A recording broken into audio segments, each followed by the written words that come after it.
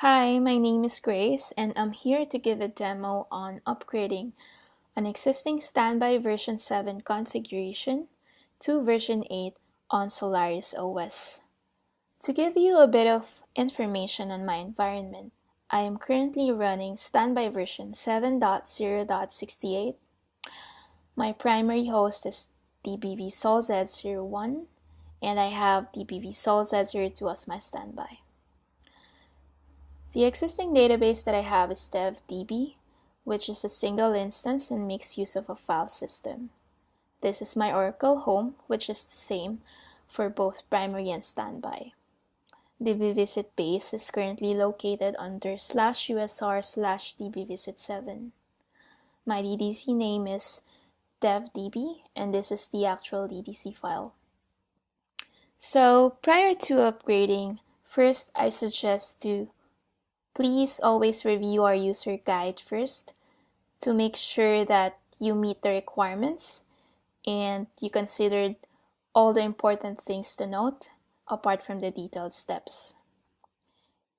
Another thing that I want to highlight here is specifically for this initial release, which is 8.0.18 on Solaris, is to make sure to use SSH as the communication layer because we're still doing some more improvements around Dbvinet component. It will be beneficial in your system as well to avoid any unexpected issues at the moment. So you shouldn't have a problem because SSH should be available in Unix-based system. But in a very rare case where Dbvinet is the only option, make sure to set compare checksum equals to y in the DDC file. So this variable is internal to Dbvisit, and what it does behind the scenes is it just basically checks some calculations to make sure that the file that is being transferred is the same as the original file. Otherwise, it will prompt an alert. For this demo, I will make use of SSH, and I will share with you some references as well if you haven't configured SSH in your system, so make sure to visit these links. So this is the user guide for version 7, and at the bottom is the version 8. There are slight differences when it comes to variables being used. So in version 7, we have SSH underscore port, and we also have dbvnet underscore port. But in version 8, we only have net port.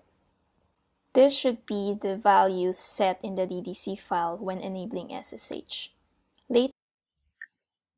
So moving on, let me do some quick checks to make sure that standby is in sync with primary, disable schedules, and stop dbvnet and dbv server processes prior to carrying out the steps for upgrading.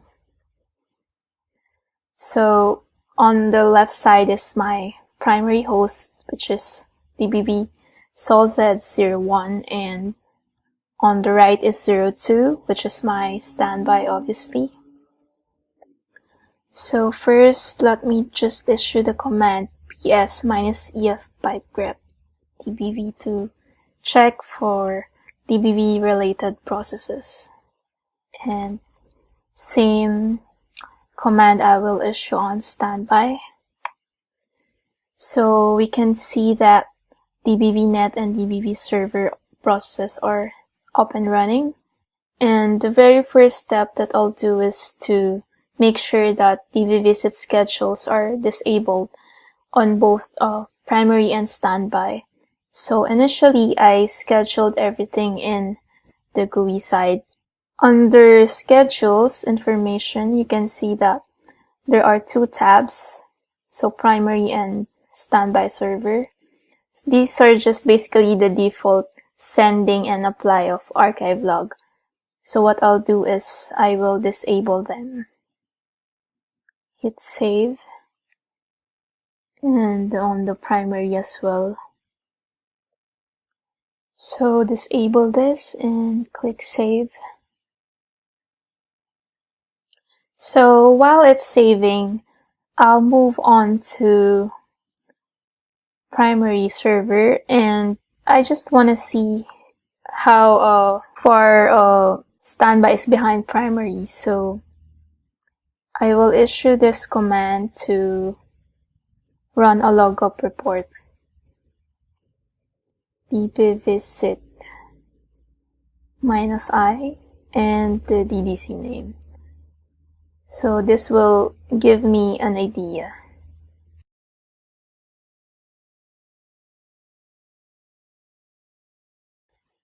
And it tells me that there's an archive logup of 1.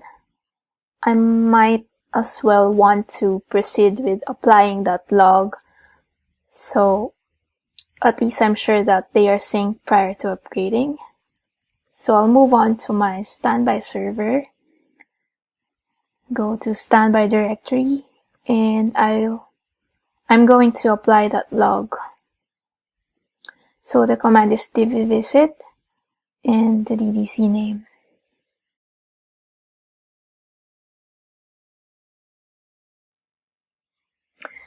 So it's applied successfully. Again, just want to verify what the logup report will tell me.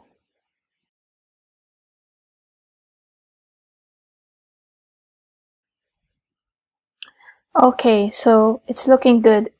Both archive log and transfer logup are 0, which means they are synced now, and I can proceed with stopping dbvnet and dbvserver. But before that, let me go back to my GUI first to double check if it's finished saving. So yep, it's good. I can now log out from this and proceed with stopping dbvnet.